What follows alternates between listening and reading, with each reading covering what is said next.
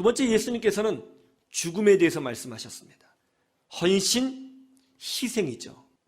열매를 맺는 비결은 첫 번째는 땅이고 두 번째는 희생이 있어야 된다는 거예요. 죽어야 열매를 맺히게 된다는 것입니다. 이것이 바로 하나님 나라의 원리이고 능력이에요. 여러분, 희생 없는 열매는 없어요. 한국 사람들이 제일 좋아하는 게 뭐예요? 공짜죠. 우리 한국인들의 심리에는 공짜 심리가 있습니다. 여러분, 책을 써서 잘 팔리게 하는 방법이 뭔지 아세요? 이렇게 책을 쓰면 책이 베스트셀러가 됩니다. 영어 회화 3주면 끝이다. 일본어 회화 2주면 원어민처럼 말할 수 있다. 이게 말이 돼요? 말도 안 돼요. 근데 저도 샀어요. 그렇게 될 것 같아서, 느낌이 뭔가 비법이 있는 것 같아서. 그러나 언어를 배우는데 그런 비법은 없습니다. 해도 외국어는 외국어인 거예요. 공짜가 없죠. 이런 거 잘하잖아요. 3주 속성반, 그죠? 왠지 속성하면 마음에 확 끌리죠? 그래서 우리도 이제 성경 공부할 때 그렇게 하려고요. 마태복음 속성반 더 많이 참여할 것 같아요. 공짜는 없습니다. 희생해야 된다는 거예요. 하나님 나라의 원리예요. 예수님이 죽으셔야 우리가 영생을 받는 거예요. 여러분 생각해 보세요. 예수님이 십자가에도 죽지 아니하셨다면, 예수님이 이 땅에 오지 아니하셨다면 어떤 일이 벌어졌겠어요? 여전히 유대교가 있을 것이고 우리 이방인들은 하나님에 대해서 전혀 알지 못한데 그냥 이 땅에서 양육강식의 방식으로 살다가 50년, 60년, 70세의 인생을 마치고 끝났을 것입니다. 천국 소망이 어디 있습니까? 하나님의 자녀가 됐다고 하는 기쁨이 어디 있겠어요? 성령 체험하셨어요? 성령의 기쁨이 있습니까? 여러분, 그런 영적인 기쁨을 우리가 어떻게 체험하고 하나님 살아계심을 어떻게 우리가 확인할 수 있었겠어요? 예수님이 오셔서 십자가를 지셨기 때문에 그 성령의 능력으로 말미암아 우리에게 믿음이 생기고 우리가 하나님의 자녀가 되는 축복을 누리게 된 것입니다. 동네에서 돈놀이 좀 하던 한 중년의 여인이 예수님을 믿게 되었습니다. 돈을 빌려주고 일수를 찍으면서 돈을 회수하는 분이에요. 굉장히 드센 분입니다. 돈 문제가 얽혀 있으니까 싸움을 잘하는 분이에요.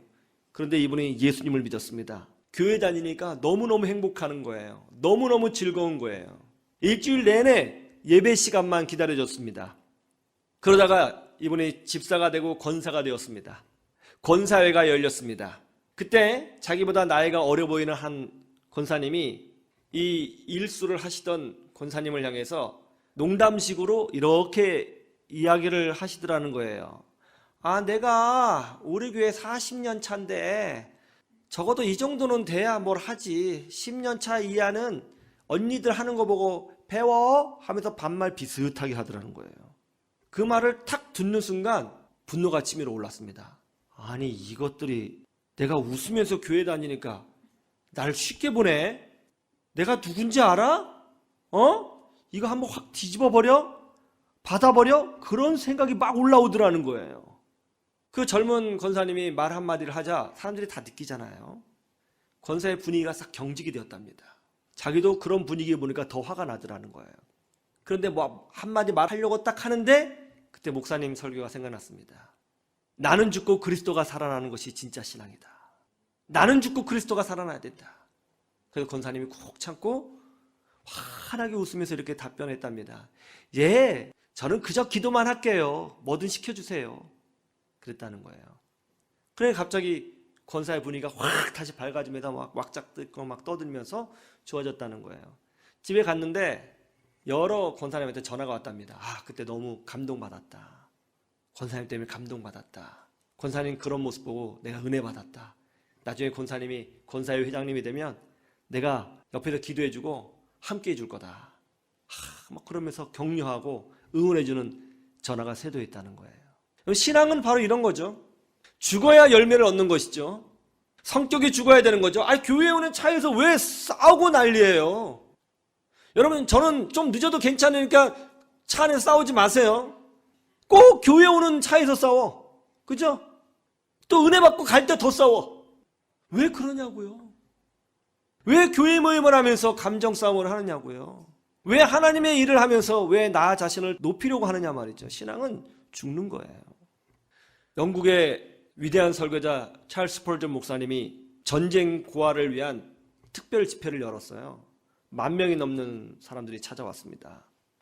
300파운드를 목표를 두고 이제 기도하면서 전쟁 고아를 위한 집회를 열었습니다. 300파운드면 한 1억 5천 정도 된다고 그래요. 예배를 마치고 헌금을 했더니 놀랍게도 진짜 딱 300파운드가 거친 거예요. 그런 경우 많아요. 그죠? 신앙생활 하다 보면 스펄전 목사님이 이야, 하나님이 역사하셨구나. 이거 하나님의 응답이다 하면서 기뻐했습니다. 그런데 마음속에 그때 하나님께서 메시지를 주셨어요. 여러분 조지 뮬러 목사님 아시죠? 전쟁 고아를 돌봤던 5만 번 기도 응답 받은 조지 뮬러 목사님, 동시대 분인데요. 찰스 스펄전 목사님 마음에 이 돈을 조지 뮬러 목사님에게 가져다 줘라 라고 하는 하나님의 음성이 들려왔습니다. 스펄전 목사님이 300파운드를 가지고 조지 뮬러 목사님을 찾아갔어요. 갔더니 조지 뮬러 목사님이 기도하고 계셨습니다. 기도가 끝나기를 기다렸어요. 아니 어떻게 오셨습니까? 예, 제가 사실은 전쟁 고아들을 위한 특별 집회를 열었고 그 결과 이 300파운드가 거쳤습니다. 이것을 목사님에게 가져다 주려고 하는 성령의 음성이 느껴졌습니다. 그를 가져왔습니다. 그랬더니 조지 뮬러 목사님이 할렐루야, 이게 정말 기적 같은 일이네요. 저희가 딱 300파운드가 필요했습니다. 우리 고아원에 300파운드가 필요했어요. 그것을 위해서 제가 지금까지 기도하고 있었다고요. 그런데 정말 이런 일이 벌어지다니 너무 기뻐하시는 거예요. 이제 300파운드를 가져다 주고 스펄전 목사님이 집으로 돌아오는데 왠지 마음이 좀 그런 거예요. 이 모든 집회를 본인이 기획하고 기도하고 또 메시지를 선포해서 300파운드를 거뒀는데 그냥 자기는 배달원인 뿐인가? 저 조지 뮬러 목사님의 기도 응답을 받았고 열심히 기도해서 기도 응답 받은 거고 나는 모금해서 갖다 준 배달원이고 야, 나는 이게 뭔가? 하나님 보시기에 나는 이 정도밖에 안 되는 사람인가? 하는 왠지 모른 섭섭함이 찾아왔다는 거예요. 이제 시험 든 거죠. 이제 서재에 와서 앉아있는데 그 시험 든 마음이 사라지지 않았습니다. 근데 또 그런 생각이 든 거죠. 아, 이건 아니다. 내가 죽어야지. 내가 죽고 하나님의 영광만 나타나야지 하면서 회개하면서 기도했습니다. 그런데 비서분이 편지를 하나 갖다 주는 거예요. 무슨 편지냐고 그랬더니 어떤 여인이 목사님 꼭 전해주라고 하면서 주고 갔다고. 편지를 딱 열어봤더니 편지가 써 있는 거예요. 어떤 편지냐면 봉투를 열어봤더니 이 돈을 전쟁 고아들을 위해서 써주세요 하면서 350파운드가 들어있는 거예요. 그때 스펄전 목사님이 이렇게 기도를 했습니다.